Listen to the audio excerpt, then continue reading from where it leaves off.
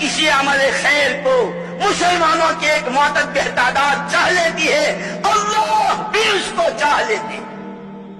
کہو انشاءاللہ ہم اس کو چاہتے ہیں، اللہ ہمیں ہماری تمہاری چاہت بدل دے۔ یہ زمینوں کے ٹکڑے، یہ کپڑوں کے چچھڑے اور لکھے اور یہ کاغذ کے پرزے، یہ لوہے اور سونے چاندی کے ٹھکرے، اللہ کی قسم میری تمہاری صلاحیتوں، میری تمہاری استعدادوں، میری تمہاری جان و مال کے کھپنے کے لیے نہیں۔ اس لیے کہتے ہیں جب کسی کو چسکا لگ جاتا ہے نا، جب کوئی دولتوں کے لالچ میں آتا ہے تو اپنی خدا داد نعمتوں سے ہاتھ دھو بیٹھتا ہے۔ یاد رکھنا میرا یہ جملہ، جب کوئی دولتوں کی لالچ میں، دنیا کے سامانوں کی لالچ میں،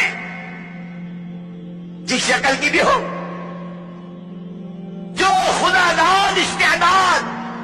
جو خدا داد صلاحیت کہ ایک ایک امتی عالم کے انسانوں کی جہنم جنت سے بدل جائے، مخلوق سے خدا کا رخ کر لے اور خالق کو پہچان لے،